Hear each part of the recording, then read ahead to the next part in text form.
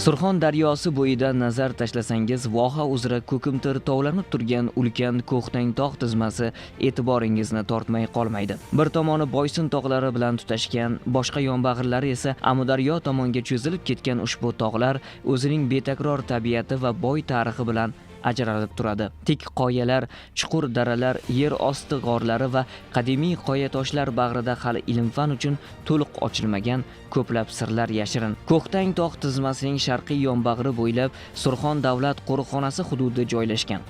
Mazkur qo'riqxona 1986-yil 8-sentyabrda hududning noyob tabiatini asrab-avaylash maqsadida tashkil etilgan bo'lib, bugungi kunda uning umumiy maydoni 24,000 gektardan oshadi. Shundan 12,239 gektari o'rmonzorlar bilan qoplangan. Bundan tashqari qo'riqxona atrofida 16,695 gektarlik qo'riqlanma hududi ham mavjud. Dengiz sathidan 3000 metrdan ortiq balandlikkacha cho'zilgan ushbu tog' tizmasining eng baland nuqtalaridan biri Ayirbobo cho'qqisi hisoblanadi.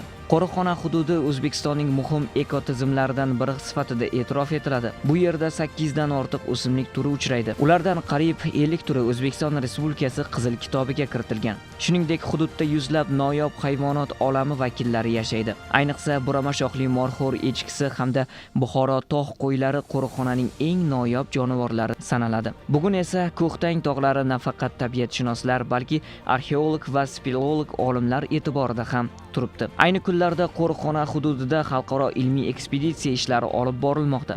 Dunyoning turli mamlakatlaridan tashrif buyurgan mutaxassislar Ko'xtang tog'larining bag'ridagi g'orlarni o'rganish, qadimiy geologik qatlamlarni tahlil qilish hamda hududning tarixiy va biospeleologik ahamiyatini tadqiq etish ustida ishlamoqda. Ekspeditsiya tarkibidan Fransiya, Italiya, Slovakiya hamda yurtimizdan tashrif buyurgan speleologlar, geologlar, arxeologlar hamda biospeleologlar o'rin olgan.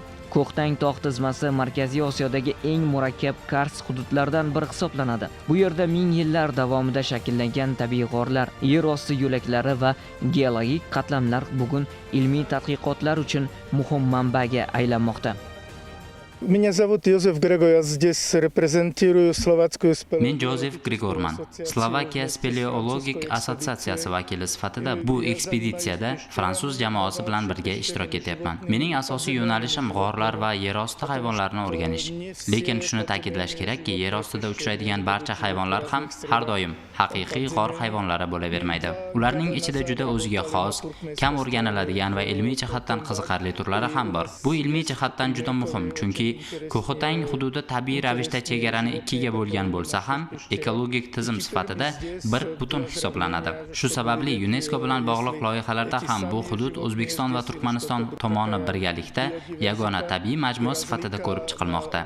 Bizning tadqiqotlarimiz ham aynan shu yondashuvni ilmiy ma'lumotlar bilan qo'llab-quvvatlashga xizmat qiladi. Men biologik xilma-xillikni o'rganadigan tadqiqotchiman va bu hudud haqida umumiy xulosam shuki, Ko'xtang tog' massivi juda noyob va o'ziga xos ekotizimga ega. Hududning har ikki tomonidan O'zbekiston va Turkmaniston chegarasida bir-biriga juda yaqin, lekin ayrim jihatlardan farq qiluvchi biologik tizimlar mavjud. Eng qiziq jihati shundaki, bu yerda uchraydigan ko'plab hayvon turlari faqat shu hududning o'ziga xos hisoblanadi. Surxon davlat qo'riqxonasi hududining ahamiyati faqat tabiat bilan cheklanmaydi. Bu maskan o'zida insoniyat tarixining qadimiy izlarini ham saqlab kelmoqda. Ayniqsa, Zaroatsoy qoyatosh rasmlari hududning tarixiy qiymatini yanada oshiradi.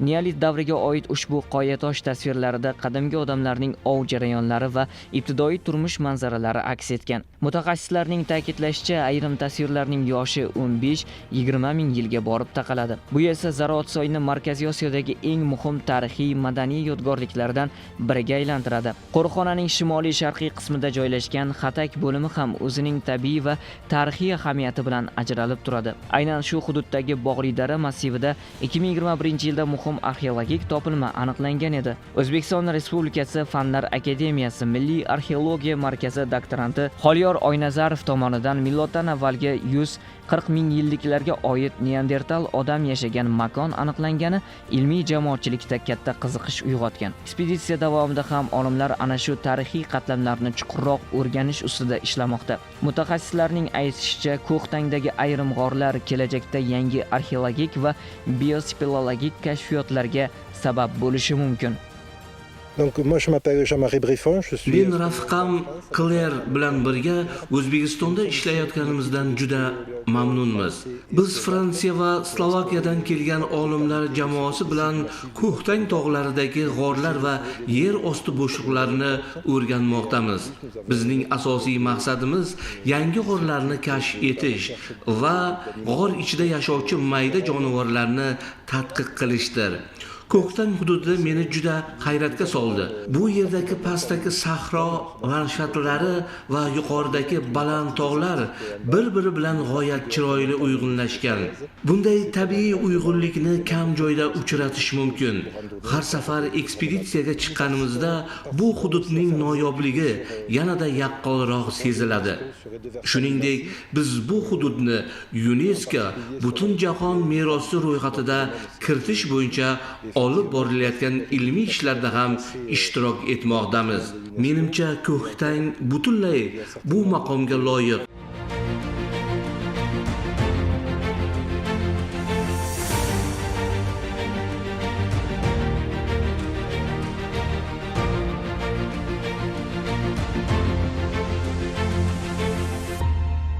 Spéléologue français.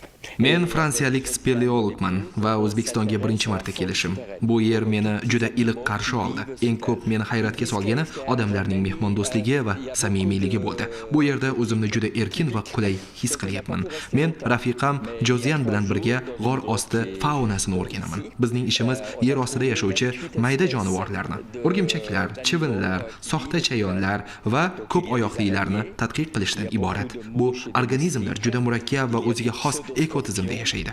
O'zbekistondagi g'orlar, ayniqsa Boybuloq kabi chuqur g'orlar ilmiy jihatdan juda qiziqarli. Yaqinda biz bir g'orda tadqiqot olib borib, yer ostida yashovchi 28 xil turdagi jonivorni topdik. Bu biz uchun juda muhim va qiziqarli natija bo'ldi. Bundan 2 yil avval biz Turkmanistonda ham tadqiqot olib borganmiz. O'sha joylardagi turlar bilan O'zbekistondagi turlarni solishtirish bizga Markaziy Osiyoning yer osti biologik xilma-xilligini yaxshiroq tushunishga yordam beradi. G'or devorlaridagi qadimiy rasmlar, ya'ni petrogliflarni hali bevosita ko'rishga ulgurganim yo'q, lekin ularni o'rganish men uchun juda qiziqarli bo'ladi deb o'ylayman.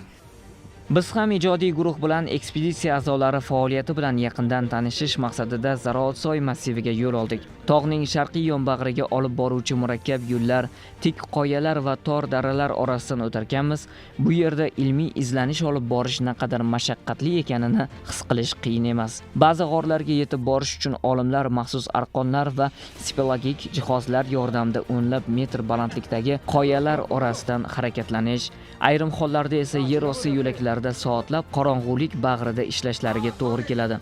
Ammo yangi kashfiyotlarga bo'lgan qiziqish ularni yanada ilhomlantirayotgani sezilib turardi. Мы сейчас пригласили в Узбекистан команду из французских спелеологов. Biz O'zbekistonga fransuz olimlaridan iborat speleologlar jamoasini taklif qilganmiz. Avval ular O'zbekistonga yaqin Turkmaniston hududidagi g'orlarni o'rganishdi. Keyin esa 12 kunlik ekspeditsiya uchun bu yerga kelishga rozi bo'lishdi. Hozir esa bir haftadan beri birga ishlayapmiz va g'orlarni tadqiq qilmoqdamiz. Fransuz speleologlari g'or ichidagi juda mayda hayot shakllarini o'rganishmoqda. 2-5 mm atrofidagi chig'anoqlar, mikroorganizmlar va boshqa mayda jonzotlar. Tabiatda hamma narsa o'zaro bog'liq. Kichik organizmlar yiriklariga ozuqa bo'ladi. Ular esa o'z navbatida qushlar, masalan, burgutlar uchun ozuqa bo'ladi. Shu tariqa tabiiy muvozanat saqlanadi. Agar bu xilma-xillik kamayib ketsa, ozuq zanjiri buzilishi mumkin. Biz Hujar ota kabi yirik g'orlarni ham o'rganmoqdamiz. G'or ichidagi iqlim millionlab yillar davomida deyarli o'zgarmay qolishi mumkin. Shu sababli u yerda qadimiy suyaklar, bakteriyalar va boshqa noyob topilmalar saqlanib qoladi. Olimlar g'or iqlimini o'rganish orqali hatto kelajakdagi iqlim o'zgarishlari haqida ham xulosalar chiqarishlari mumkin. Ba'zi g'orlarda mis va oltin kabi foydali qazilmalar ham uchrashi ehtimoli bor. Ayrimlari esa juda baland tog'larda, hatto 3,5 ming metr atrofida joylashgan bo'lib, ichida muz qatlamlari saqlanadi. Bu muzlar ichida ham mikroorganizmlar yashashi mumkin. Barcha tadqiqotlar ilmiy maqolalar sifatida chop etiladi va keyinchalik boshqa olimlar tomonidan ham foydalaniladi. Bu ilm-fan rivojiga xizmat qiladi. Shuningdek, hududga qiziqish ortib, turizm rivojlanishiga ham turtki beradi. Ba'zan arxeologlar bilan ham hamkorlik qilamiz. G'orlardan foto va video materiallar yig'ib, arxeologlarga topshiriladi. Ular esa bu topilmalarni chuqur o'rganadi. Masalan, Kilkamar hududida 3 metr chuqurlikkacha qazish ishlari olib borilib, qadimiy qatlamlar va ajdodlarimizga tegishli buyumlar topilgan. Все вот то, что было в древнее время. Mutaxassislarning ta'kidlashicha, Ko'xtangdagi g'orlar asosan karst jarayonlari ta'sirida shakllangan. Minglab yillar davomida suv va tog' jinslari o'rtasida kechgan murakkab tabiiy jarayonlar natijasida hosil bo'lgan ushbu yer osti bo'shliqlari bugun geologiya, arxeologiya va biospeleologiya uchun muhim ilmiy obyekt vazifasini bajarmoqda. Fransiyaning arxeologlari Surxon davlat qo'riqxonasida hozir bugungi kunda Fransiya, Italiya, Slovakiya davlatlaridan g'orshunoslar va arxeologlar tashrif buyurgan. Bundan ko'zlangan maqsad mana shu Surxon davlat qo'riqxonasida UNESCOning madaniy meroslar ro'yxatiga kiritish nazarda tutilgan. Bu yerda qo'riqxonamizda hozirgi kunda 2030-yilgacha to'liq o'rganishlarni olib boradi. Biz bu kelgan olimlarimiz mana Surxon davlat qo'riqxonasida g'orlarni, kanyonlarni o'rganish ishlarini olib bormoqda. Hozir bizga Fransiya, Italiya, Slovakiya davlatlaridan olimlar tashrif buyurgan. Ularga to'liq Ekologiya milliy qo'mitasi tomonidan to'liq sharoitlar qilib berilib, qo'riqxonada o'rganilmagan g'orlarni o'rganish ishlarini olib bormoqda. Bundan ko'zlangan maqsad qo'riqxonani beahil-mahilligini saqlash evaziga mana shu qo'riqxonani UNESCOning tabiiy meroslar ro'yxatiga kiritishdan iborat bo'ladi. Bitta narsani aytishimiz kerak, mana o'tgan yil 2025-yilda Xatay g'orida ham ekspeditsiya tashkil qilindi. Mana shu ekspeditsiya ham Xatay g'orida miloddan avvalgi 400 ming yillikka oid odamlar yashagani, yana ularning yashagan qoldiqlari, suyaklarining qoldiqlari topildi. Bundan ko'rinib turibdiki, bizga hozir mana shu qo'riqxonadagi hayvonot olamimiz, yana u mana shunga o'xshagan bir tarixiy meros obyektlarimiz bu butun dunyoga bu kerak bo'lsa qo'riqxonamizni, ya'ni tabiatimizni, bizni O'zbekiston ekologik beahil-mahilligini to'liq ko'rsatib beradi. Bugun Surxon davlat qo'riqxonasi hududida olib borilayotgan ilmiy izlanishlar Ko'xtang tog'larining nafaqat tabiiy, balki tarixiy va ilmiy ahamiyati naqadar ulkan ekanini yana bir bor namoyon etmoqda. Yer osti g'orlari, qadimiy qoyatosh rasmlari, Neandertal davriga oid topilmalar hamda noyob biospeleologik muhit ushbu hududni Markaziy Osiyoning eng muhim ilmiy maskanlaridan biriga aylantirmoqda. Eng muhimi, bugungi tadqiqotlar orqali Ko'xtang bag'rida yashiringan ko'plab sirlar asta-sekin ilm-fan uchun ochilmoqda. Bu esa nafaqat mamlakatimiz, balki butun jahon ilmiy hamjamiyati uchun katta ahamiyat kasb etadi. Kelgusida hududda amalga oshiriladigan yangi ekspeditsiyalar va xalqaro hamkorliklar esa Surxon davlat qo'riqxonasining dunyo miqyosidagi nufuzini yanada oshirishga xizmat qiladi.